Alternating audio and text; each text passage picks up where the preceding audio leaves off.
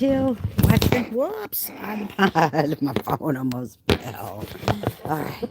Okay. I decided I just wanted to read some more tonight. Um, or out of, I should say. Augustine, The City of God Against the Pagans, edited by R.W. Dyson. And I just want to remind y'all that this was written in the late 300s, not 1300s, but 300s. I find that to be absolutely incredible. We are in, whoops, if I don't move my phone here, it's going to fall. We are in book 4, chapter 13. Here we go. Chapter 13. Of those who assert that only rational animals are parts of the one God. If, however, our adversaries contend that only rational creatures, such as men, are parts of God, I do not at all see how, if the whole world is God, they can exclude the beast from the sum of his part. And let's see, they can exclude the beast from the sum of his parts. But what need is there to argue this point? To speak only of the rational animal, that is man, what more unworthy belief can there be than a part of God is beaten when a boy is beaten? And who but one completely mad could bear to believe that God's parts might become lewd, wicked, impious, and internally damnable? Finally, why is he angry with those by whom he is not worshipped, when it is by his own parts that he is not worshipped? All that remains, therefore, for our adversaries to say is that all the gods have their own lives, that each one lives for himself, and that no one of them is a part of any other, but that all who can be known and worshipped ought to be worshipped separately. There are so many of them, however, they cannot all be known. And and since Jupiter presides over the other gods as king, I believe that it is he who is thought by the Romans to have established and extended their empire. For it was not he who did this. What other god can they believe could have undertaken so great a work, when they all are occupied with their own duties and tasks, and one does not intrude into the providence of another? It is only by the king of the gods, therefore, that a kingdom of men could have propagated and increased. Chapter 14. That the growth of kingdoms is not properly ascribed to not Juniper, that's a bush, Jupiter, since if victory is a goddess, as the Romans say, she would be sufficient alone to accomplish this. But here, I first ask why the empire itself is not a god of some kind. For why should it not be, if victory is a goddess? Again, what need is there for Jupiter in this matter, if victory is favorably and propitious and always goes to those whom she wishes to be victors? Even if Jupiter was idle or doing something else, what nations would remain unsubdued if victory were favorable and propitious? What nation would not yield? But is it perhaps displeasing to good men to conduct most wicked and unrighteous war, and to challenge by unprovoked attack peaceable neighbors who have done them no harm, in order to extend their rule? If this is their sentiment, I wholly approve and praise it. Chapter 15. Hello, Abigail. How are you? All right, here we go. I'm going to continue. And chapter 15. Whether it is fitting for good men to wish to rule more widely. Let our adversaries now consider, therefore, whether it is fitting for good men to rejoice in the breadth of their rule. The iniquity of those against whom the Romans waged just wars certainly aided the growth of their empire. That empire would undoubtedly remain small had their neighbors been peaceable or peaceful and just, so never provoke them into war by doing them harm. But, on the other hand, if men were always peaceful and just, human affairs would be happier and all kingdoms would be small, rejoicing in concord with their neighbors. There would be so many kingdoms among the nations of the world as there are now houses of the citizens of a city. Hence, waging war and extending their sway over conquered nations may seem to be may seem to wicked men to be felicity, but to good men it is seen only as a necessary evil, since it would be still worse for the unrighteous to lord it over the just, even if this necessary evil is not improperly called a kind of felicity. But it is beyond doubt a greater felicity to have concord with a good neighbor than to subdue a wicked neighbor by means of warfare. He prays ill, therefore, who desires to have someone to hate or fear in order to have someone to conquer.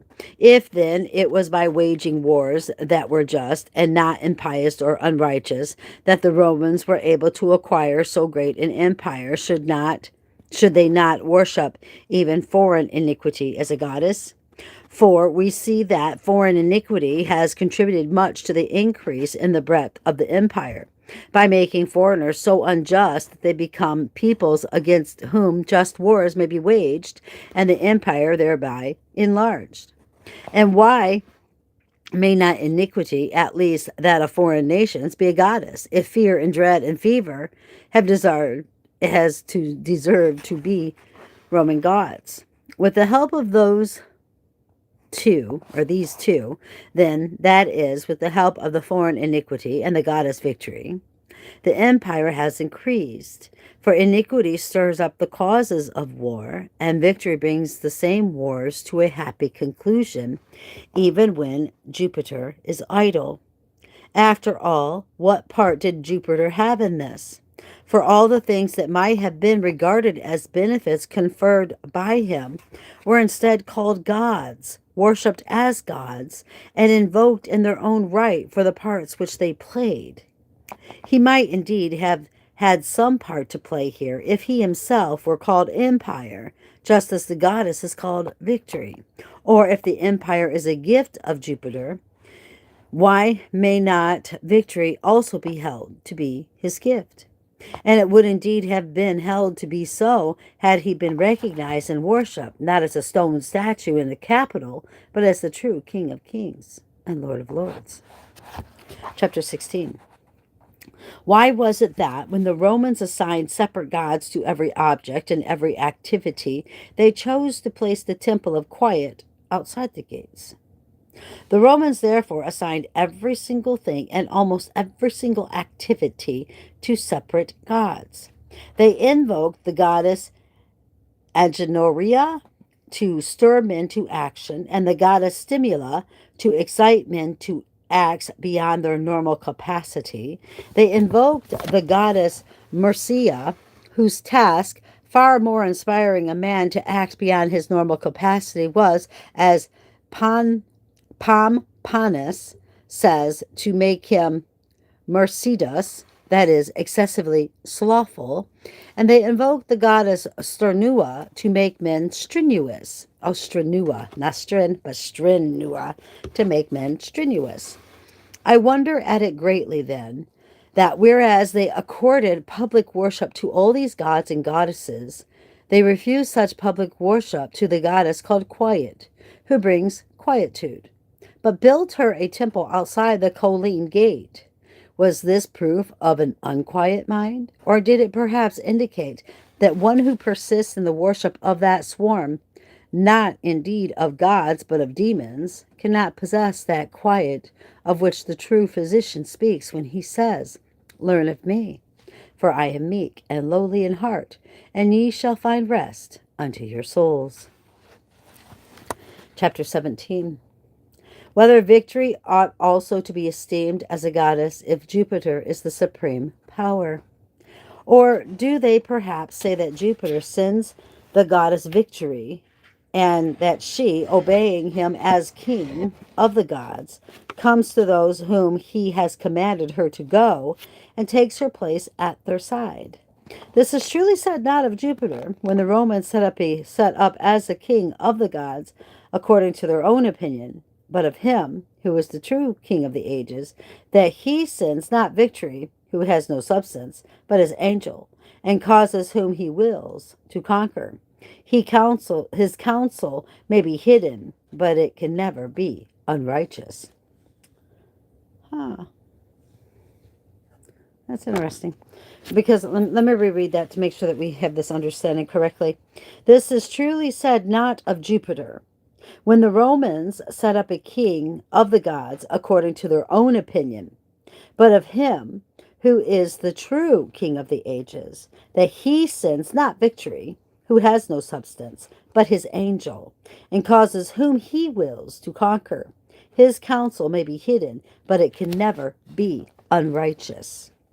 If victory is a goddess, why is not triumph also a god, and joined to victory, either as a husband or a brother or a son? To be sure, their beliefs concerning the gods are such that if the poets had invented such things and were to be taken to task by us, our adversaries would reply that these were only the laughable imaginings of the poet and not to be attributed to true deities. They did not laugh, however, when they themselves were worshipping such absurdities in the temples rather than merely reading about them in the works of the poets. They ought then to have entreated Jupiter for everything and made supplications to him alone. For whenever he had sent victory, she could not dare to resist him and do her own will instead, if she were a goddess and subject to him as her king. Chapter 18. With what reason those who consider Felicity and Fortune to be goddesses have distinguished between them. What shall we say of the belief that Felicity is also a goddess? She has received a temple. She has been held to deserve an altar. Appropriate rites are performed for her. She alone surely should be worshipped, for where she is present, what good thing can be lacking? What does a man want that he should also deem Fortune a goddess and worship her too? For is Felicity one thing and Fortune another? Fortune can indeed be bad as well as good, whereas if Felicity is bad, it is not Felicity. I've never heard of Felicity before. But surely we ought to regard all of the gods of both sexes, if they have sexes, as nothing but good. This is what Plato says. And so do other philosophers and rulers of commonwealths and people. How then is the goddess Fortune sometimes good and sometimes bad? Is it perhaps that when she is bad, she is not a goddess, but is suddenly transformed into a malignant demon? In that case, how many such goddesses are there? Surely as many as there are fortunate men, that is, men who have good fortune. For there are also simultaneously at one and the same time, that is, many others who have bad fortune. Could Fortune then, being one and the same goddess, be at one and the same time both good and bad? One thing for some and another for others? Or being a goddess, is she always good? In which case she is the same as Felicity. So why are the different names used? This is tolerable, however, for it is common for one thing to be called by different names. But why are there different temples, different altars, and different rites? The reason, they say, is that Felicity is what good men have earned by their previous good works, whereas Fortune, which is called good without any regard to merit, befalls both good and bad men by chance. Fortuito, that's what it's like in parentheses there, which is why it is called Fortune. Fortuna. How then is the goddess Fortune good when she comes to both good men and bad without any discrimination? And why is she worshipped when she is so blind that she runs up against anyone, whatever at random, and clings even to those who despise her? On the other hand, if those who worship her do profit in some way because they are seen and loved by her, then she follows merit and does not come by chance, in which case, what has happened to the definition of fortune? How is it that Fortune has received her very name from fortune? Let's see how I can say that name. Fortuitous happenings. For there is nothing to be gained from worshiping her if she is mere chance. But if she singles out her worshippers to help them, then she is not mere chance. Or does Jupiter send her too, wherever he likes? Is it he who should be worshipped rather than Fortune? Then if Fortune cannot resist him when he commands her, and if he sends her wherever he wishes, or at least let the wicked worship her, who do not wish to acquire the merits by which the goddess Felicity might be won. And that's something else. Chapter 19, a fortuna mulibris.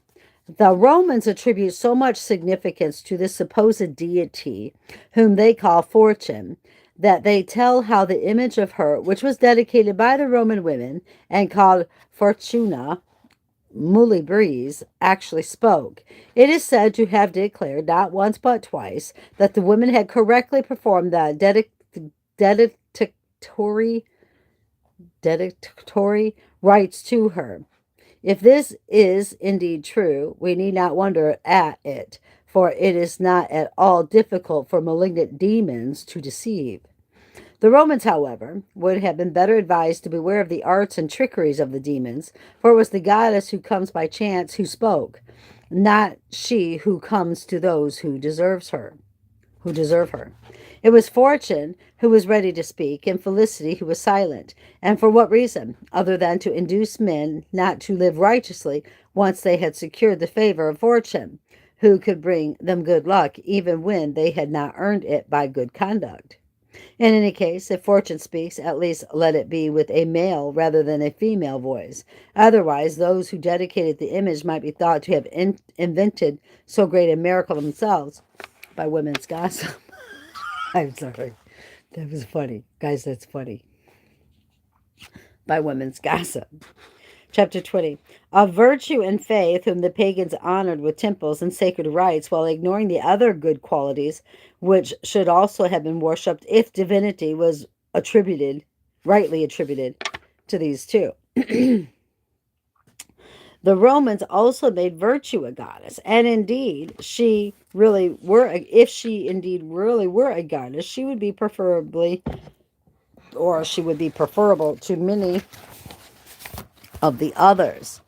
As it is, however, because virtue is not a goddess, but a gift of God. Let it be obtained from him, by whom alone it can be given. Then the whole swarm of false gods will vanish. But why is faith also believed to be a goddess, and why has she also received a temple and an altar? For whoever wisely acknowledges her makes a habitation for her in his own self. But how do the Romans know what faith is, when her first and greatest duty is to cause men to believe in the one true God? And why was not virtue enough? For does not virtue also include faith? They saw that virtue is to be divided into four kinds: prudence, justice, fortitude, and temperance. Since each of these in turn has its own divisions, however, faith is among the parts of justice. Indeed, it holds the highest place of all with those of us who know the meaning of the words, "The just shall live by faith." But I wonder at those persons who desire to have a multitude of gods.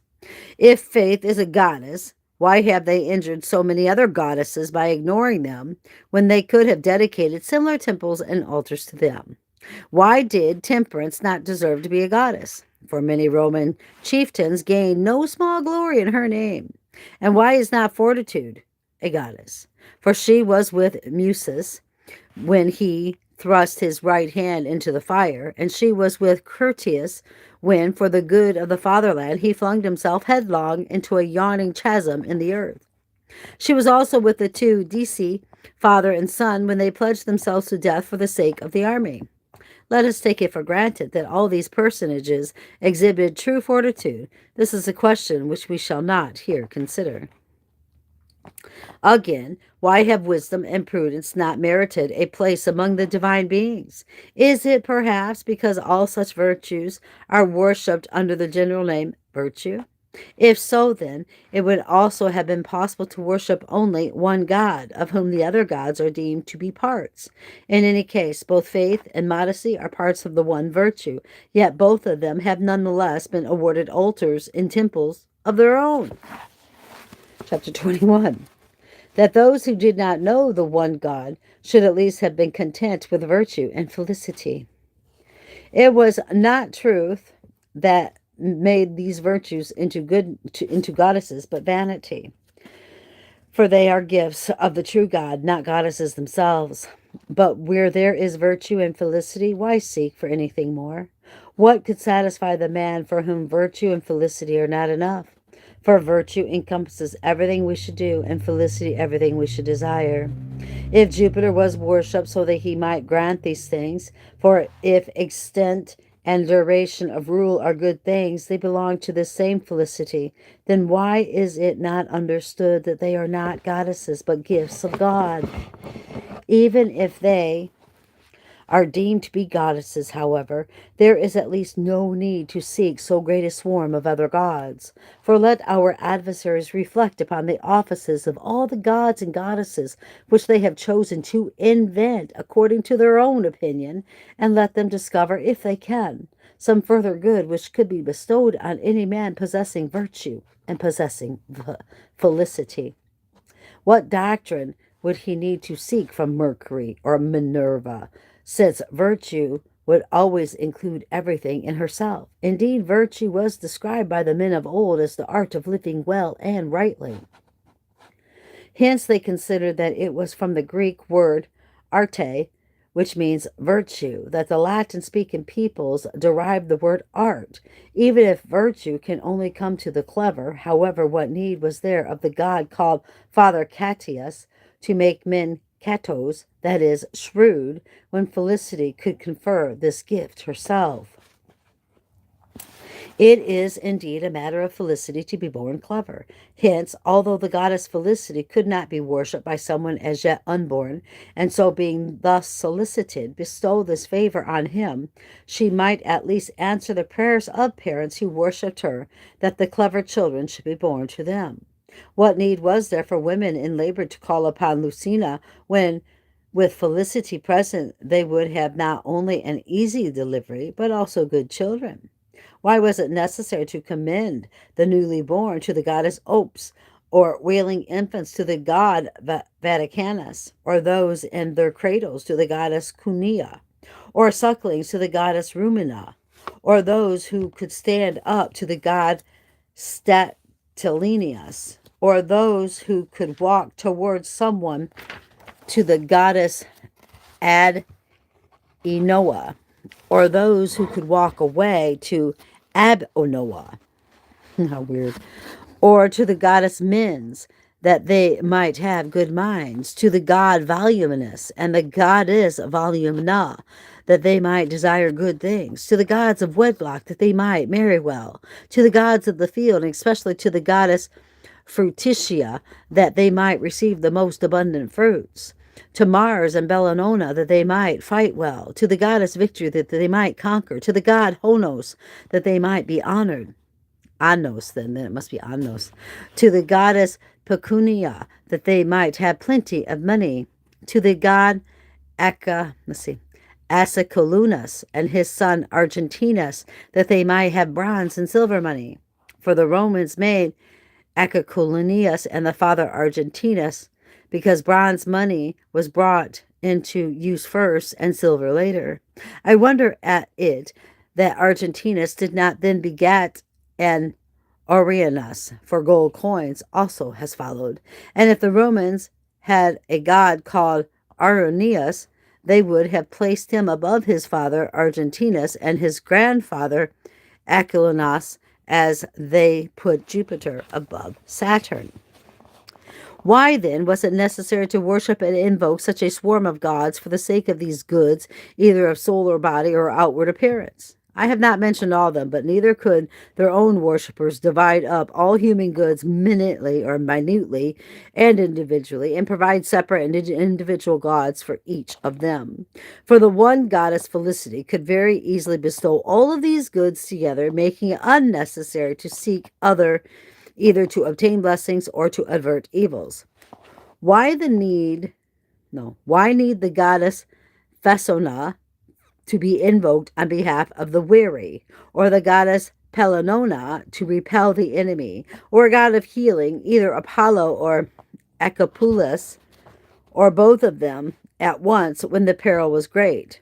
Nor need the god Spinonisus be called upon to eradicate thorns from the fields, nor the goddess Robigo, that mildew might not come. For if Felicity alone were present and vigilant Either no evils would arise, or if they did, they would be banished with the greatest of ease. Finally, since we are here treating of the two goddesses, virtue and felicity, if felicity is the reward of virtue, it is not a goddess but a gift of God. And if felicity is a goddess, why may it not be said that she confers the gift of virtue also? For the attainment of virtue is itself a great felicity. You know what? He has a lot of points there, doesn't he? Chapter 22. Of the knowledge of the worship due to the gods which Varro rejoices in having bestowed on Romans. What is it therefore that Varro boasts that he has bestowed as a great benefit upon his fellow citizens? He not only names the gods who ought to be worshipped by the Romans, but also describes the task which belonged to each of them. For it is of no profit, he says, to know the name and appearance of some man who is a physician, and not to know that he is a physician. By the same token, it is of no profit to know that Asclepius is a god if you do not know that he helps the sick, and if you therefore do not know why you should pray to him. And Varro affirms that by way of another comparison, saying that no one is able not only to live well, but even to live at all if he does not know who is a blacksmith, who is a baker, who is a plasterer, for whom he cannot, so he can seek what he needs, whom he may take for a helper, whom for a leader, whom for a teacher. In the same way, he asserts, no one can doubt that a knowledge of the gods is a benefit only if it includes a knowledge of what strength and skill and power each god has in its case. For then, he says, we shall be able to know what God we ought to call upon and invoke for each purpose, lest we should, like comic actors, and ask water from Liber and wine from limps, a great blessing indeed. That guy was a little odd. But who would not think that this Varro, if he could show his true things, and if he could teach that the one true God, from whom all good things come, ought to be worshipped by men? Chapter 23. Of Felicity, whom the Romans, though they venerate many gods for a long time, did not worship with divine honors, even though she would have sufficed alone in a place of all rest. But to return to our point, if the books and rites of the Romans are true, and Felicity is a goddess, why was she not chosen as the only one to be worshipped, since she could confer all blessings and create complete happiness? For who desires anything for any other reason than that he might be happy? Why then was it left to Luciculius to establish a temple to so great a goddess at so late a date, after so many eminent Romans had omitted to do so? When Romulus himself desired to found a happy city, why did he not build a temple to Felicity before all others, and not supplicate the other gods for anything, since he would have lacked nothing if she were present? For he himself would not have become first a king and then, as they suppose, a god, if this goddess had not been propitious to him. To what end, therefore, did he establish as gods for the Romans Janus, Jupiter, Mars, Picus, Faunus, Tibernius, Hercules, and all the rest? To what end did Tatius add Saturn, Ops, Sol, Luna, Vulcan, Lux, and whomever else he added, including the goddess Colosina, when Felicity was neglected? To what end did Numa add so many more gods and goddesses without her, whom he could not see her in so great a crowd? And Hostilianus certainly would not have introduced the new gods Fear and Dread to be propitiated if he had known and worshipped this goddess. For had Felicity been president, Fear and Dread would not have retired propitiated. They would have fled defeated. Why is it then that even when the Roman Empire was spreading far and wide, Felicity was still not worshipped? Is this perhaps why the empire was greater in size than in happiness? For how could there be true happiness where there was not true piety? Piety is the true worship of the true God, not the worship of as many false gods as there are demons. But even subsequently, when Felicity had now been received into the number of the gods, the great infelicity of the civil wars ensued. Was Felicity perhaps justly indignant that she was not invited, that she was invited so late, and was invited rather to be insulted than honored? For she was, after all, worshipped in the company with Priapus and Cloacina and Fear and Dread and Fever and others, gods who were not worthy of worship, but sources of disgrace to their worshippers. Finally, if it seemed good to worship so great a goddess in the company of so entirely unworthy a rabble, why at least was she not worshipped in a more becoming fashion than the others? For who can bear it that Felicity is placed neither among the deconsentes, who are, they say, admitted into the council of Jupiter, nor among the gods, whom the Romans call select? A temple outstanding in the sublimity of its site and the nobility of its construction should have been made for her. Indeed, why not something better for her than was built for even Jupiter? For who, if not Felicity, gave royal power even to Jupiter, if, that is, he was happy when he reigned?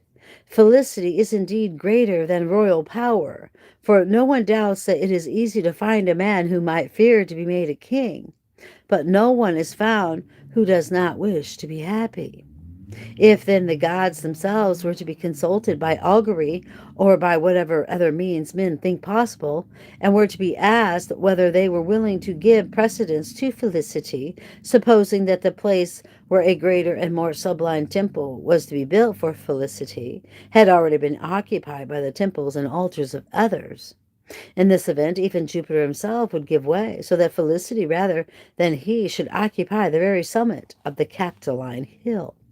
For no one would resist Felicity unless he wished to be unhappy, which cannot be. It is entirely out of the question, then, that Jupiter, if he were to be consulted, would do what the three gods, Mars, Terminus, and Juvenitas, did to him. For these would not by any means consent to give place to a greater god and king. As the written records of the Romans show, when Tarquin, the king, wished to build the Capitol, and found that the place which seemed most worthy and appropriate was already occupied by other gods, he did not presume to do anything against their will. He believed, however, that they would willingly yield to so great a deity, who was also their prince. Thus, because there were so many of them where the capital was to be built, he asked them all by augury whether they were prepared to grant the place to Jupiter. All were willing to give precedence to him, apart from those whom I have named, Mars, Terminus, and Juvenitas. It was for this reason that the capital was constructed in such a way that these three might also be within it, but with the signs of their presence so well concealed that even the most learned men could hardly know this. But by no means, then, would Jupiter have slighted Felicity as he himself was slighted by Terminus, Mars, and Juvenita. But even these three, who would not yield to Jupiter, would surely have yielded to Felicity, who made Jupiter their king. Or if they would not yield, this would be not out of contempt for her, but because they chose rather to be hidden in the house of Felicity than to be apart from her in their own places.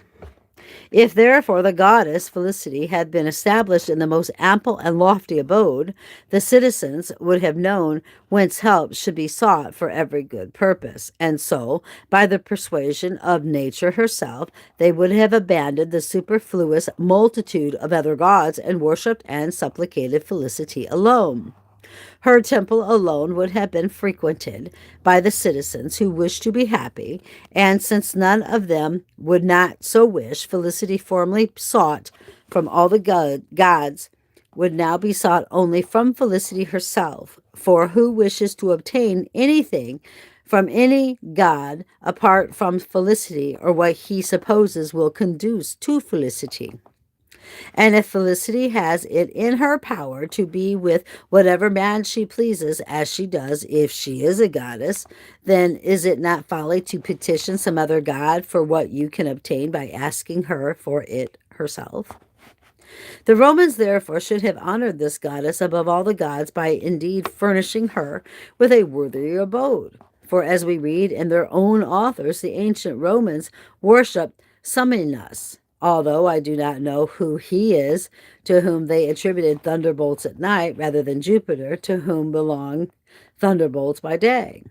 But after a famous and lofty temple was built for Jupiter, the multitude turned to him so completely because of the nobility of the building that hardly any man can now be found who remembers even reading the name of Summinus, which is no longer to be heard. If Felicity is not a goddess, however, but, and this is truth, a gift of God, then let men seek that God who is truly able to give them felicity. Let them relinquish the poisonous multitude of false gods to which the vain multitude of stupid men resort. Men who, because they make the gifts of God into gods themselves, offend him whose gifts they are by the obstinacy of their prideful will. For a man cannot escape infelicity if he worships felicity as a goddess and forsakes the God who is the giver of felicity, just as he cannot escape hunger if he licks a pitcher of a loaf instead of asking for a real one from someone who has it. Chapter 24. By what arguments the pagans defend the fact that they worship the gifts of God as though they were gods. But I should like to consider the arguments of our adversaries. Are we to believe, they ask, that our ancestors were so foolish that they did not know that these things are divine gifts and not gods? They knew, however, that some things are not granted to anyone except by some god who freely bestows them. Thus, they called the gods whose names they did not know by the names of the things that they judged to be given by them. Sometimes they slightly modified the name for that purpose. For instance, from war, they named Bellona, let's see, Bellona, Bellona, not Bellum. From cradles, Cunia, not Cunna. From crops, Segetia, not Segis. From fruits, Pomona, or Pomona, not Pomum. And from oxen, Bumona, not Bos. Sometimes, on the other hand, they made no change in the word and used the names of the things themselves. Thus, the goddess who gives money is called Pukunua, although money itself, of course, is not thought to be a goddess. So too, virtue, or virtus, who gives virtue. Onos, who gives honor. Condordia, who gives concord. Victoria, who gives victory. Thus they say, when Felicity is said to be a goddess, what is meant is not the thing itself, but the divine being by whom felicity is bestowed. Chapter 25. Of the worship of the one God who, though his name is unknown, is nonetheless known to be the giver of felicity. We're going to have to look up this felicity. It keeps saying felicity. I want to know what it means from back then, because I really don't know what it means. I'm going to have to look that up, but I'll put it in the description. Now that we have had this account presented to us, then, we shall perhaps be more easily able to persuade, as we wish, those whose hearts are not already too greatly hardened. For human infirmity has now clearly realized that felicity cannot be given except by some God. This much was seen by those men who worshipped so many gods, including Jupiter himself, their king. But because they did not know the name of him by whom felicity is given, they chose to call the deity who gave it by the name of the gift. This then sufficiently shows them to have thought that felicity cannot be given even by Jupiter himself, whom they worshipped already, but only by that divine being whom they deemed worthy of worship under the very name of Felicity. Thus, by this argument, I prove that they believed felicity to be given by some God whom they did not know. Let that God be sought, therefore, let him be worshipped, and it is enough. Let the rabble of innumerable demons be renounced, and let this God be found insufficient by those for whom his gifts is insufficient. Let God, the giver of felicity, I say, be not enough to worship for him to whom felicity itself is not enough to receive, but let him for whom felicity is enough, and no man has anything more to wish for, serve the one God, the giver of felicity. And the felicity, guys, is Felicity. If y'all want to look it up and put it in comments and tell me what it means, that would be fantastic. Probably not today's meaning. I'm thinking 1828, Noah Webster's dictionary, maybe even older, because we're talking, this is written in the late 300s. I don't know what that means, this felicity. He is not the one whom they call Jupiter, however. For if they acknowledge Jupiter to be the giver of felicity, they would not seek, under the name felicity itself, another god or goddess by whom felicity might be given. Nor would they have supposed that Jupiter was to be worshipped by means of such great insults, for he is said to be the seducer of other men's wives, and the shameless lover and ravisher of a beautiful boy. Chapter 26. Of the theatrical displays which the gods exacted from their worshippers. But Cicero says Homer invented these stories and transferred things humans to the gods. I would rather transfer things divine to us. The poet, by inventing such crimes of the gods, justly displeased this judicious man. Why, then, are the theatrical displays in which these crimes are portrayed, sung and enacted, exhibited in honor of the gods, and reckoned by the most learned men to be among things divine? Cicero should here protest not against the fictions of the poet, but against the institutions of our forebears. But would not they exclaim in reply, "What have we done? It was the gods themselves who commanded that these performances be exhibited in their honor. They fiercely demanded them. They threatened us with destruction if they were not performed, and they most severely avenged any neglect, and they showed themselves to be pleased when such neglect was made good. Among the virtuous and wonderful deeds of the gods is recorded the following. Titus Latinius, a Roman farmer and the head of a family, was told in a dream that he should announce to the Senate that the Roman games must be repeated. This was because on the first day of the games it had been ordered that a certain criminal was to be led to his execution in the sight of the people. This grim spectacle had displeased the gods, who were, of course, seeking amusement from the games. But when he who had been warned in the dream did not dare to obey the command on the following day, the same command was repeated with greater severity during the next night. Then, because he still did not act, he lost his son. On the third night, the man was told that a still greater punishment was in store for him if he did not act. And when, even then, he did not dare to do so, he fell prey to a bitter and loathsome disease. Then, however, on the advice of his friends, he reported the affair to the magistrates. He was borne into the Senate on a litter, and having told his dream, recovered his health forthwith, and went away whole on his own feet. Astonished by so great a miracle, the Senate voted to repeat the games at 4 times the original cost. Who of sound mind does not see that, in this case, in submission to the will of malignant demons, from whose dominion nothing releases us save the grace of God through Jesus Christ, men were compelled by force to exhibit to the gods plays which right judgment should have declared shameful? In these plays, indeed, the crimes of the gods are celebrated in poetic form. Yet the games were repeated by order of the Senate because the divine beings required it.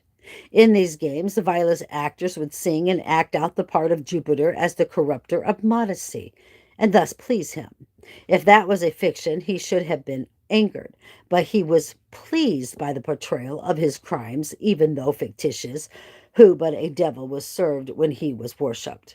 Could the Roman Empire have been founded, extended, and preserved as it was by such a God who was more abject than any Roman man whatsoever, who was displeased by such spectacles? Could he give Felicity, who was so infelicitous? I can't say that word. In, let's see, infelicitously worshipped, who was still more infelicitously angered if he was not so worshipped. Still don't know what that word means. Chapter 27. Of the three kinds of gods discussed by the pontiff Scovola, it is recorded in our written sources that the most learned pontiff Scovola maintained that we are taught to believe in gods of three kinds. We are taught to believe in one kind by the poets, in another by the philosophers, and in a third by the city rulers. He says that the gods of the first kind are of no account, since many ignoble tales have been invented about them. Gods of the second kind are of no value to states, because certain superfluous doctrines are associated with them, and also because there are some doctrines that it is harmful for the people to know. The superfluous doctrines are of no great significance, for as those learned in the law are apt to say, superfluous things do no harm.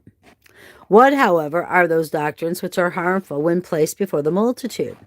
Such statements, he says, as the following: that Hercules, Exocoleupius, I can't say that word, Castor, and Pollux are not gods, for is it asserted by the learned that these were men who had passed on from the human state? What else? That cities do not possess the true images of God, because the true God has neither sex nor age nor determinate bodily parts. The pontiff, does not wish the people to know these things, precisely because he does not think that such things are false. He considers it expedient, therefore, that cities should be deceived in matters of religion, nor does Varro himself hesitate to say the same thing in his books dealing with things divine. What a wonderful religion! He who is weak may go to it for refuge when he is in need of deliverance, yet when he seeks the truth by which he may be delivered, it is pronounced expedient for him to be cheated. Moreover, in these same books, Scaevola does not by any means pass over in silence his reasons for rejecting the gods of the poets, namely that the poets give so distorted an account of the gods that they cannot be compared even with good men. For they represent one god as stealing, another as committing adultery, others again as saying or doing something ignoble or foolish. They say that three goddesses competed with one another for the prize of beauty, and that two were beaten by Venus overthrew Troy. They say that Jupiter turned himself into a bull or a swan in order to enjoy some female, that a goddess married a man, that Saturn ate his children. I just don't even know. I'm sorry, guys. Reading about these false gods, it's humorous. I'm sorry, forgive me. That a goddess married a man, that Saturn ate his children. In short, no wonders and no vices, however far removed from the nature of the gods, can be imagined which are not found in the tales of the poets. O Pontifex Maximus Scaevola, abolish the gods if you can. Teach the people that they should not hold festivals in honor of the immortal gods. Abolish these festivals in which the people take delight in admiring the crimes of the gods and find pleasure in imitating as many of them as possible.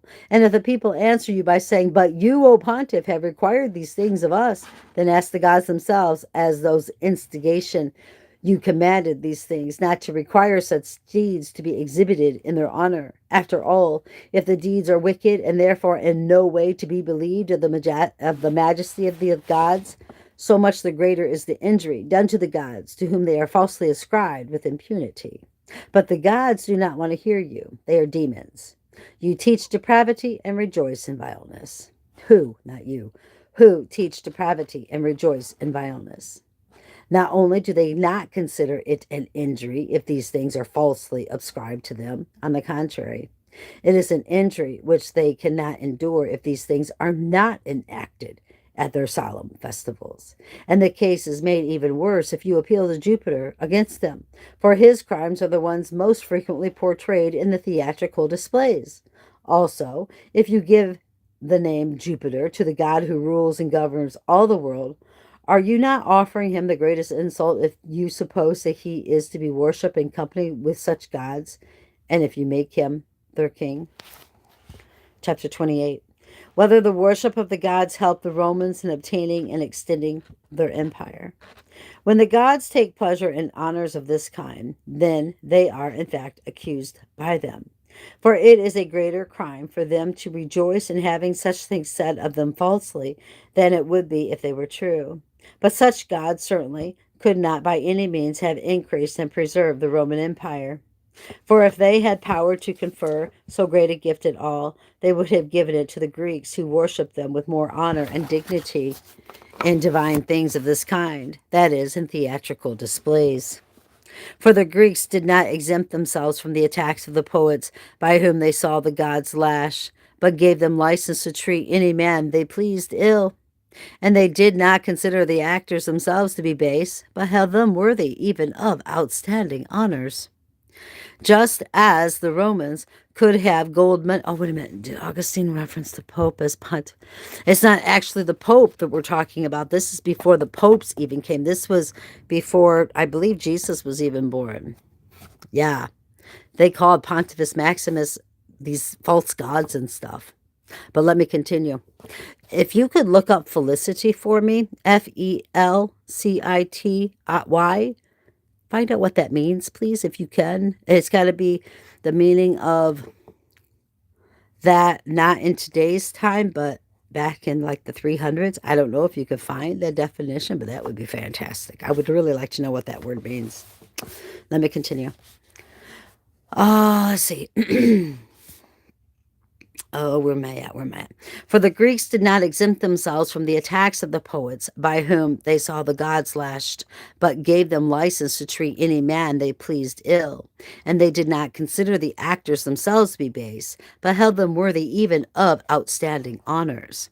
Just as the Romans could have gold money without worshiping a god called Arnius, then, and just as they could have had silver and bronze money without the worship of Argentinus and his father Aculinus, and so on with all the rest, which it would be tedious to repeat in detail. So it is also with their empire. They could not by any means have attained it against the will of the true God, but if they had ignored or despised the multitude of false gods and acknowledged and worshipped the one with sincere faith and virtue, they could have had a better kingdom here, whatever its extent.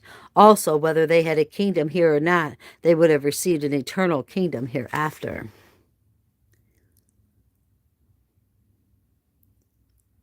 No, honey, you're not listening. This right here is before all of that.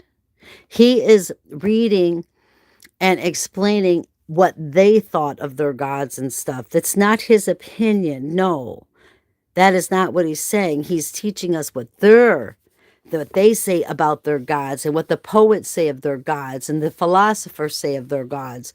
He's showing us all these gods that they believed in. Oh no, don't be sorry, for goodness sakes. Don't be sorry. I mean, if you didn't know, you didn't know, silly. It's okay. Let's continue though.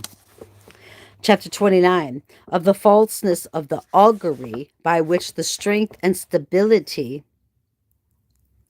Did I skip? I think I did. Forgive me. They could not by any means have obtained it against the will of the true God, but if they had ignored or despised the multitude of false gods and acknowledged and worshipped the one with sincere faith and virtue, they would have had a better kingdom here, whatever its extent. Also, whether they had a kingdom here or not, they would have received an eternal kingdom hereafter. Chapter 29. Of the falseness of the augury by which the strength and stability of the Roman Empire was believed to have been indicated. What is the meaning of the story to which I referred a little while ago? The story of Mars and Terminus and Juventus, who would not give place even to Jupiter, the king of the gods. The Romans regarded this as an excellent augury.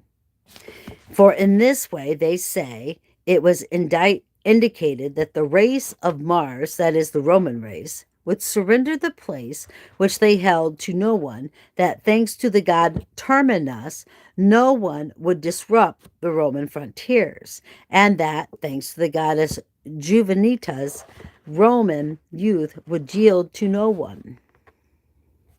But let them now consider how they can also believe that Jupiter is the king of their gods and the giver of their empire, when this augury set him down as an adversary to whom it would be a splendid thing for other gods not to yield. If the augury were true, then the gods would not yield to Jupiter, surely would not yield to Christ either, and there would be no need for our adversaries to fear having to admit that they had. In truth, however, these gods have already yielded to Christ. Indeed, they have been able to do so without damage to the frontiers of the empire.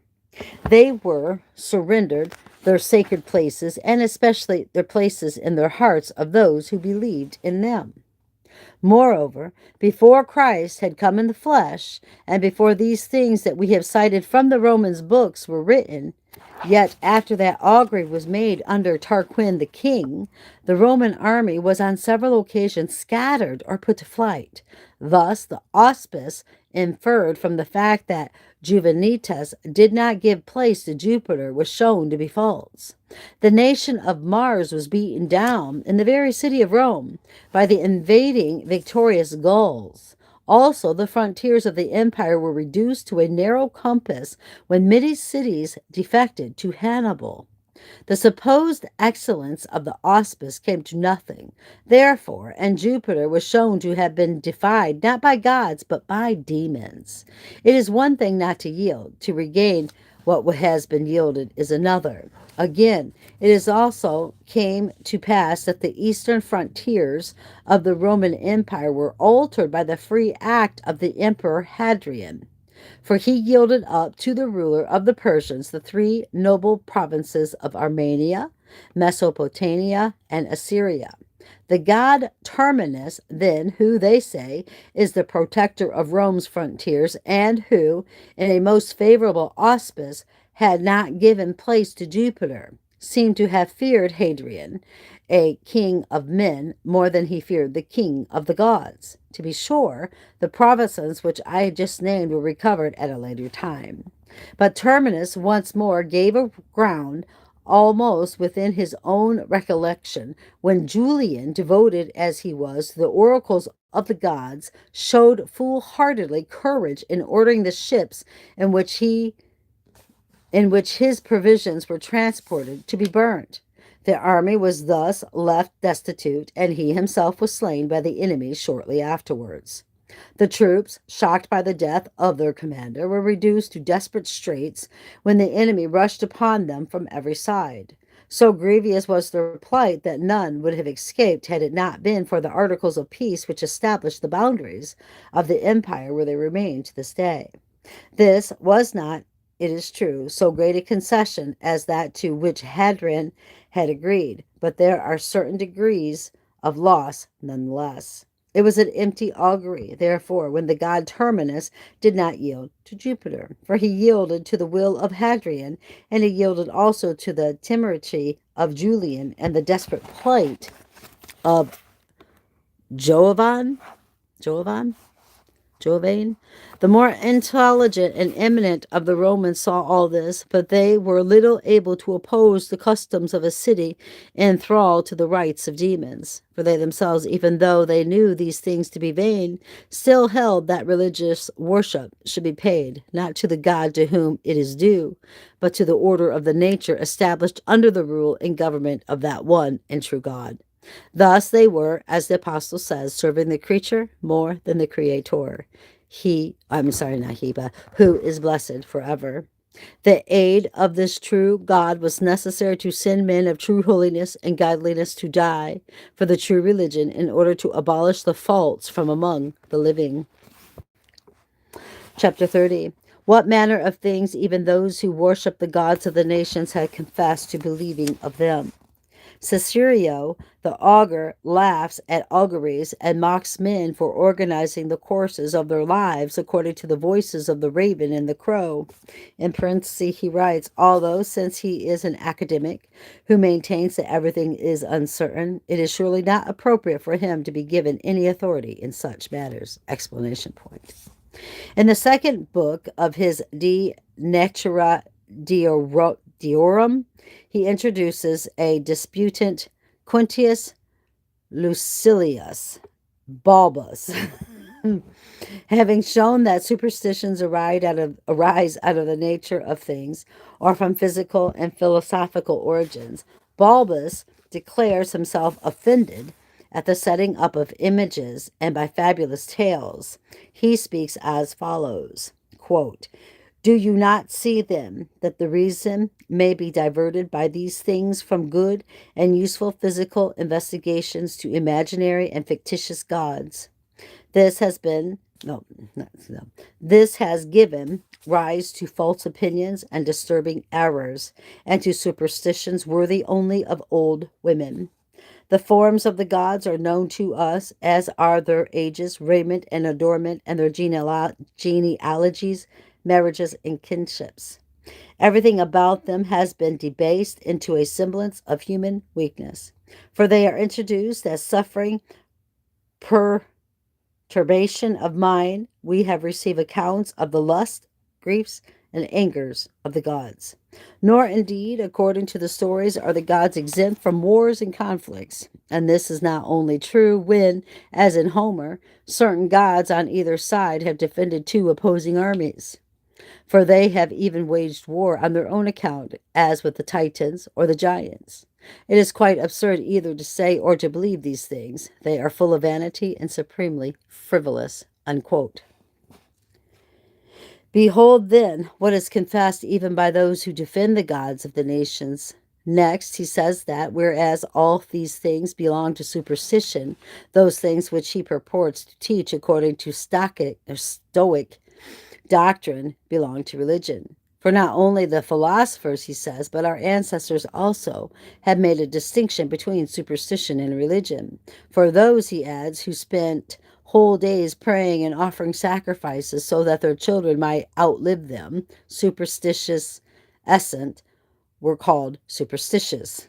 Essence were called superstitious.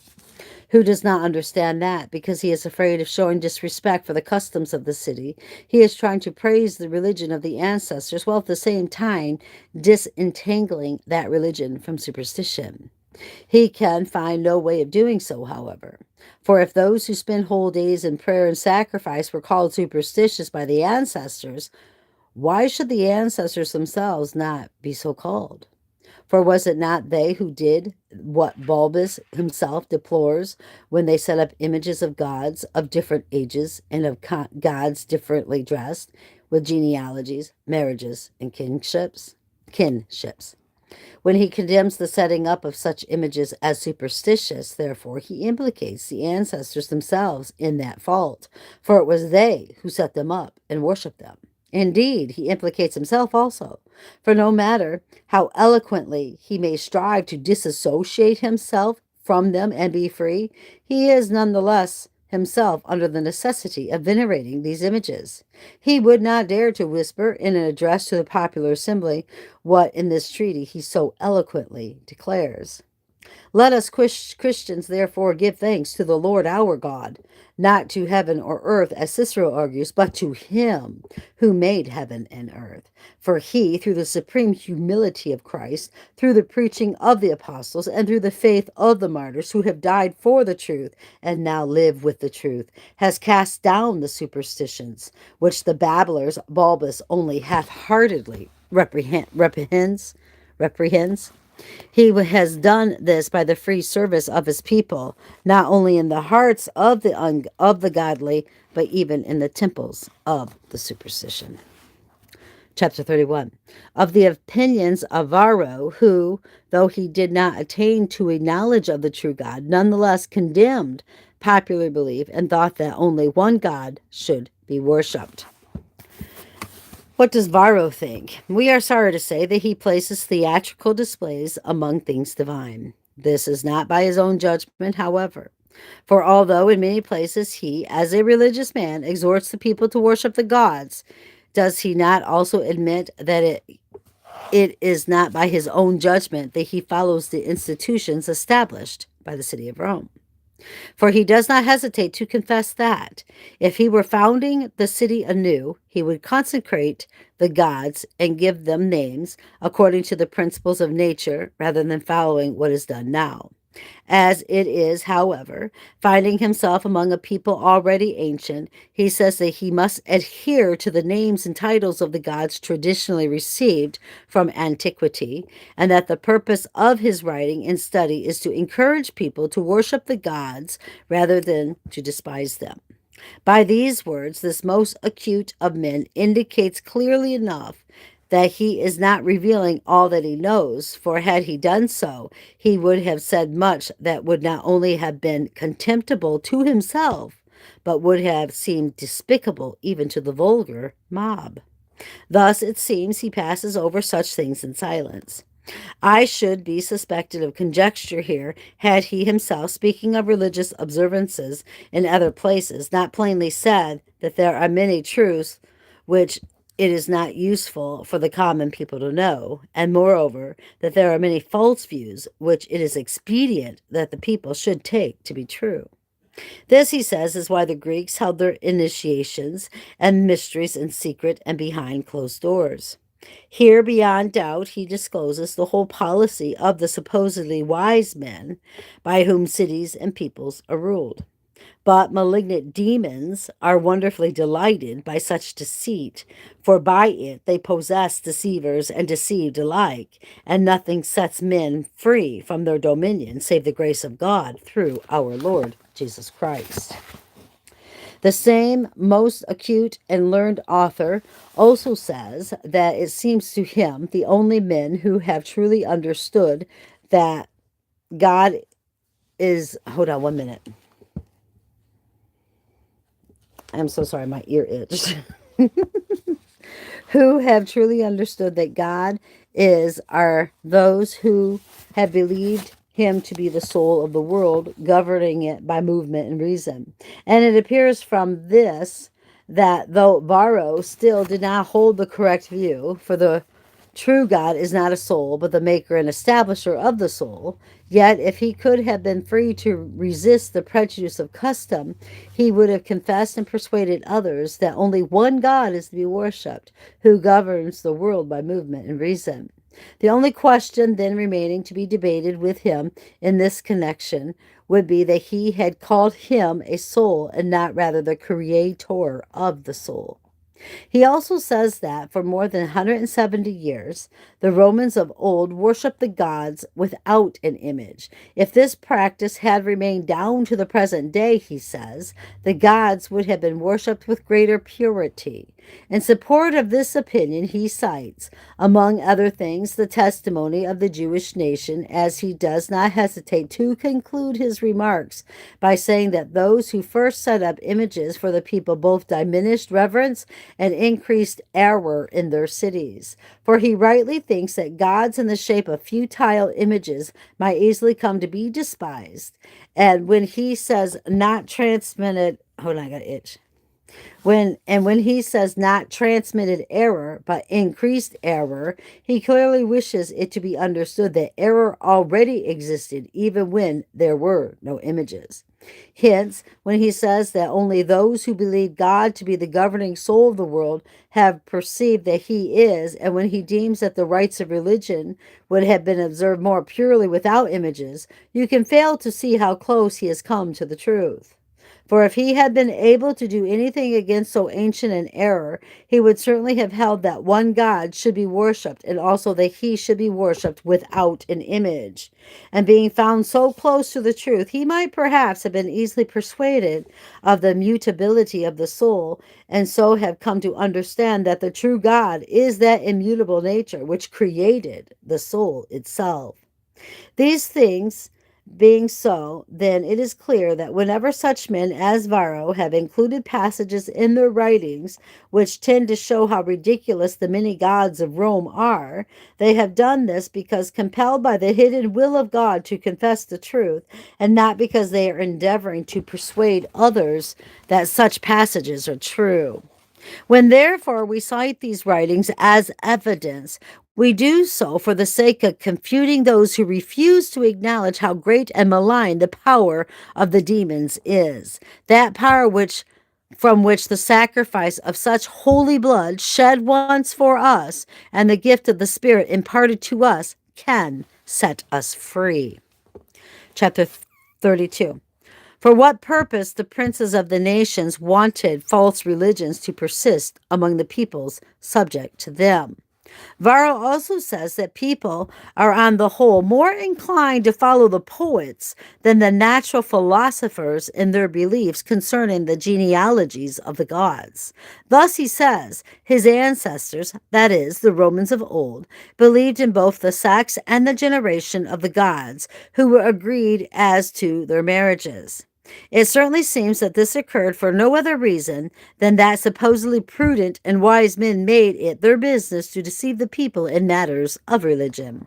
In doing this, they not only worshiped but also imitated the demons, whose greatest desire is to deceive.